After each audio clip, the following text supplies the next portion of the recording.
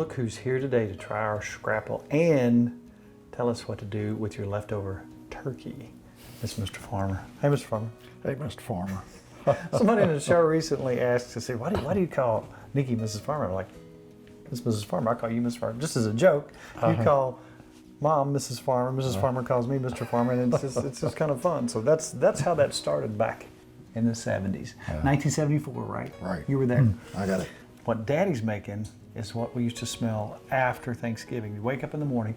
It's such a simple recipe, but such a wonderful smell. It's like certain things have a smell that are seasonal. When Mom was making her chow chow, you'd smell it throughout the whole house. When you made this hash, we knew something good was about to happen. All right, I like family traditions, and I like family memories, and a lot of those revolve around the kitchen. How did this start for you? Okay, as a small child, with my brother and I were partially raised by my grandparents, and they were country people that lived in a city, and they still had their country ways and their country cooking and all that. My grandmother was a wonderful cook. She even cooked for a restaurant at one time. But she would fix this for us a lot of times for breakfast or even any time of the day. Was this Mamaw Parrot? Mamaw Parrot, yes. This was my mother's mother and father we lived with. And, boys eat a lot, and they had to make a little bit go a long way. And so she'd make a big skillet full of this hash, and we loved it. And so when I was grown and married, I started trying to duplicate that for our family, every year, especially around Thanksgiving when we had leftover turkey, I would take the carcass and pick off all the little bits and pieces, and the neck and maybe the back and some of the wings and what we didn't slice up. And that would get put kind of aside for our big hash breakfast or meal. Anyway, we've been doing that a long time. We've been married how many years now? 59. 59 years. 59. How can that be when I'm only 28? I know. It's amazing. Amazing. But anyway, kids always liked it, and this is something you can't hardly not like. It's so simple, but Daddy, it really did have a distinctive taste and smell. Yeah. It smelled the whole house up in this wonderful way. it's that combination of things that give you that certain smell, And because we're talking about it, I want to make it happen. I'm going to turn you some fire on, Mr. Okay. Okay, so you want me to start? Yeah, let's do this. We'll get this heated up a little bit. This takes about 20 minutes for the potatoes to cook. This is a couple of cups of broth. And I've got most of this cut up, but I'll cut up maybe a little bit more potato. And I try to cut it up efficiently and make the pieces come out a certain size so you can pick them up with your fork or spoon or whatever you eat with. And the best way I found to do it is cut it like that and then cut it a couple times across this way. And just in a few seconds you have a bunch of tiny potatoes to go in the hash.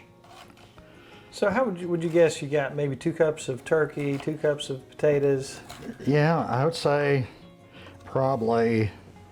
maybe a cup of onions, maybe 2 or 3 cups of broth. We'll see how much we need.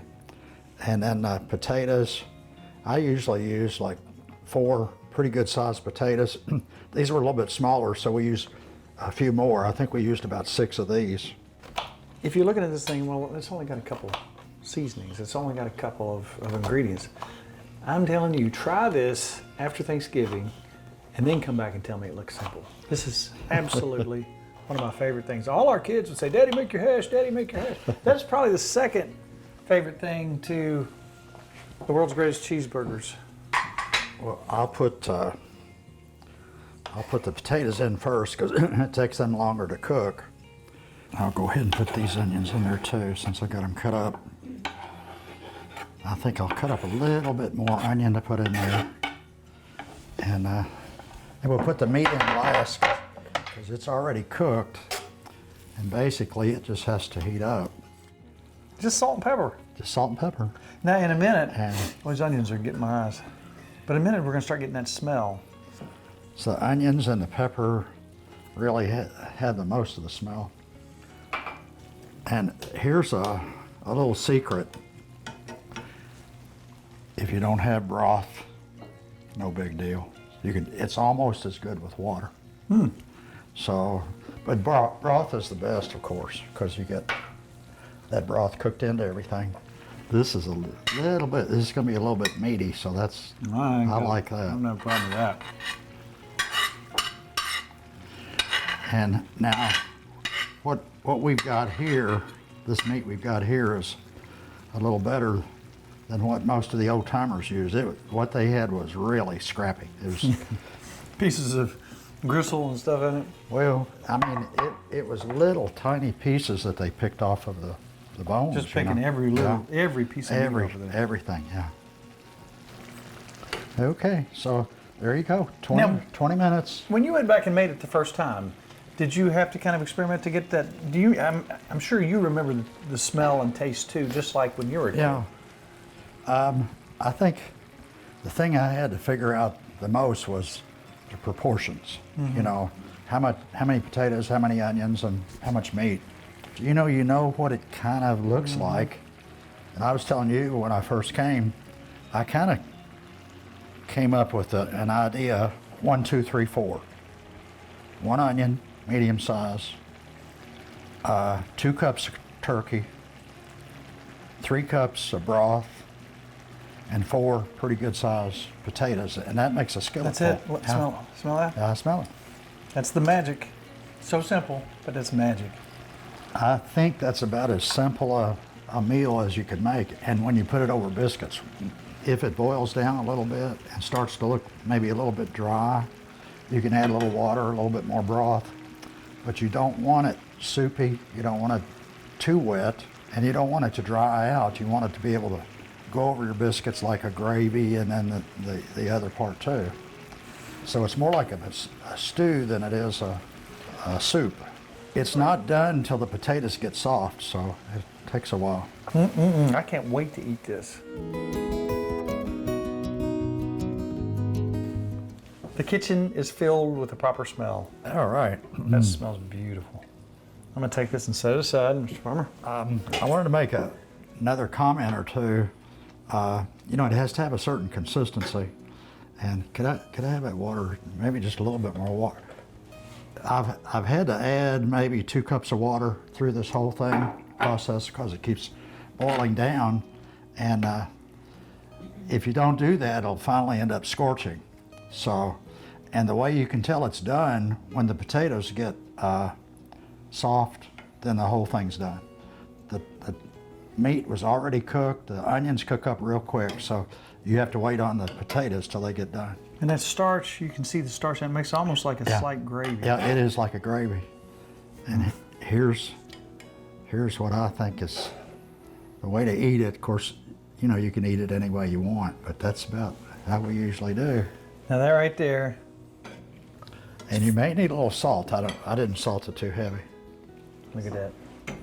The simplest things. It might burn you up. You better watch out.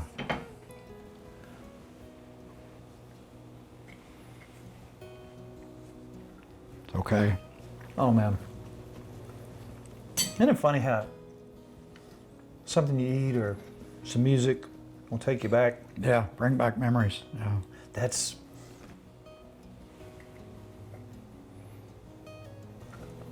There's something about it. That is beautiful. So simple, but so delicious. And that's hash. And what I would like to find out now, is that a regional thing? Both your grandparents were from around the Lebanon area, and they called this hash. Yeah. Is this something, and we would like you to contact us on the show, if you will, through our Facebook page, and tell us if you've had hash as a kid in the Kentucky area. We call it hash. Now, our friends in Virginia, they make something they call hash, but it's more like burgoo. It's not like this at all. Isn't it funny, the regional Yeah, names yeah. for everything? Man, Daddy, that is delicious. Very good. I think the only thing left to do right now is to turn that camera off and let everybody sit down at the table. And I will show everybody how to eat this. Yeah. I'll eat the first biscuit, then I'll eat the second biscuit. Then I'll eat all of them. Daddy, I might give you a little bit because you helped make it. Okay, half But I'll a probably biscuit. eat most of it. Most eat. Oh, it's good.